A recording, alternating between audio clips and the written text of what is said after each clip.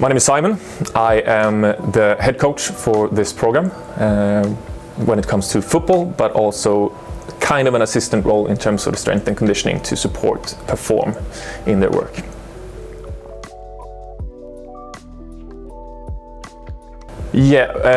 My role as the coach has kind of developed not just as coaching for the football team, but also kind of connecting dots between the community in terms of the municipality, but also businesses around here and the school, different parties to kind of enhance the experience for these young guys who are coming here, but also the community in itself to be making it better.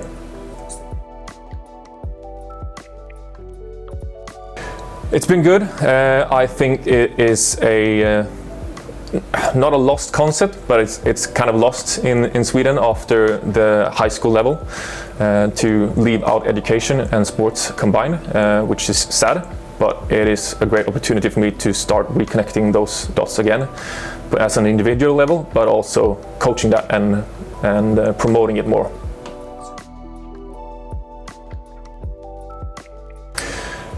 Really good. I am surprised by the level of how they have adapted to this new environment, new people, new way of training, new way of thinking. I thought it was going to be a tougher process for them to make that transition, so it surprised me. I thought it was going to be a lot more volatile emotions coming out and different things like that, but it's been a positive surprise in terms of how well they have adapted to it.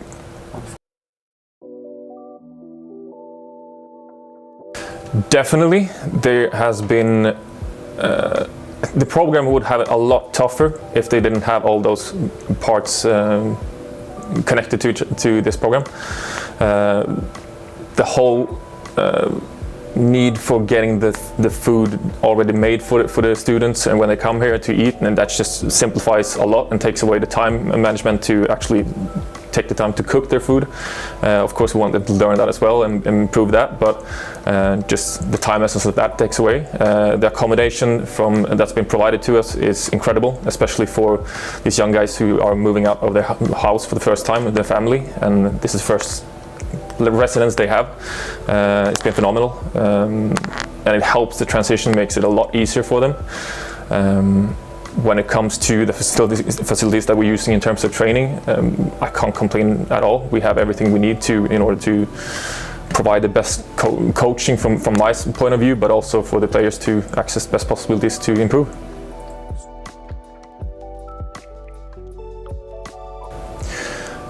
So I would say that straight off the bat of putting on a jersey with the Wolves logo, put some pressure on you to uphold that level.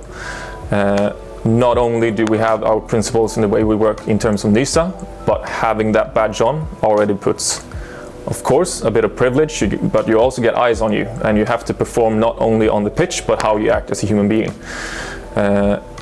Myself though, I always go to myself first and how I want to be presented as a human being and as a coach, and those standards never dropped, no matter what badge I have on the shirt or whatever it is, and I would assume the players would say that as well.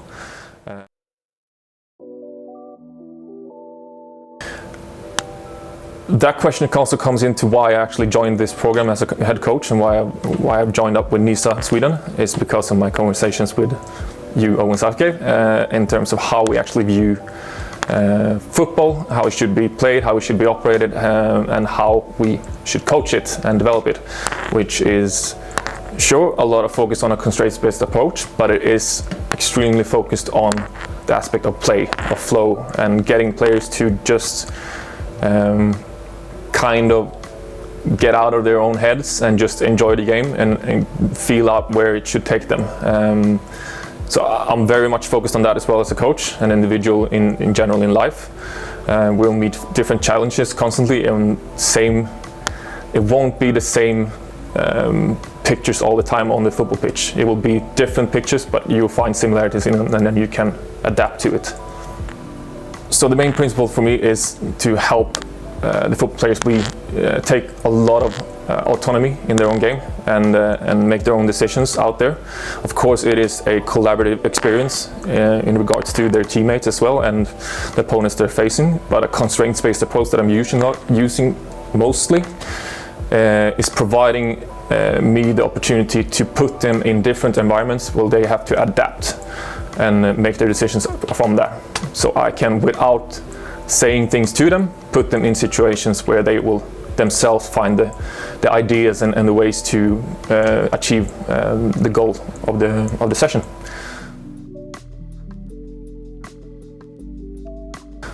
So first of all, I get the players to understand what the sense-making framework is and the Canadian framework when it comes to chaos, complicated, complexity, and the simple domain, but also disorder of not knowing even how we're experiencing the situation right now and what we're in. Then from that constraints-based approach that I'm using, I put them in different kind of situations where they can sense where they are and help them understand where they are and then act upon that.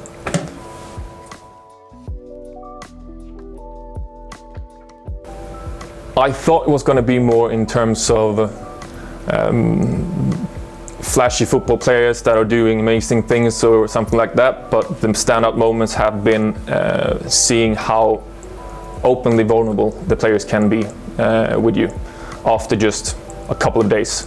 That they can feel that trust to actually share their thoughts and positive thinking, negative thinking, and everything in between, and yeah, what goes on in their head. And that's been outstanding moments.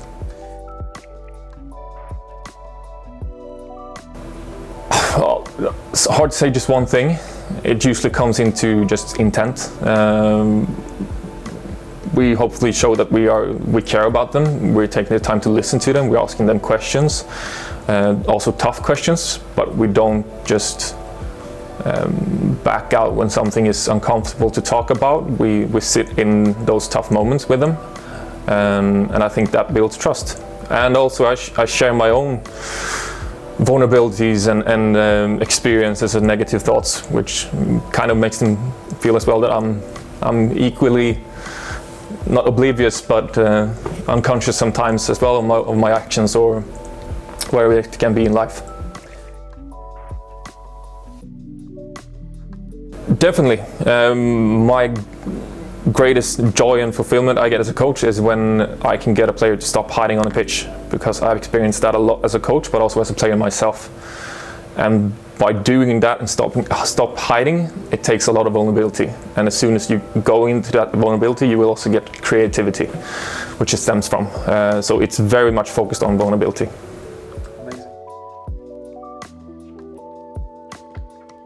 Play represents exploration, it represents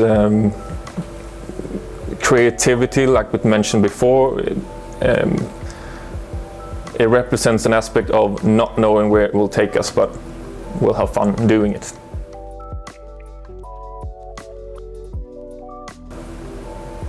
I would see that we have a bigger club network in terms of clubs in the community here that we're working with, but also in terms of Sweden as well. I would see us not just in Sweden but internationally in terms of the partners that we are interacting with, as opposed to not just Wolves but how we can impact others. I would see us starting to become a little bit more of a beacon in Sweden in terms of how we can utilize education and sports in a better way, and we probably will be able to start influencing clubs and organizations in Sweden but also internationally to take usage of that.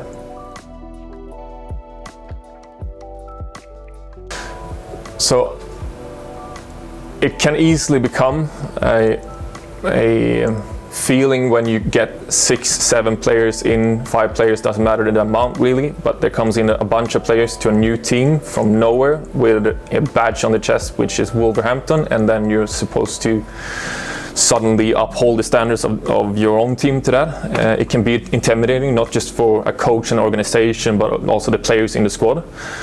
They have been tremendously humble and appreciative of having us there, but also taking the time to just not have us there but get to know the individuals, the players, and me as a coach, but also likewise back from our part. So they very much helped in terms of getting these individuals to feel at home.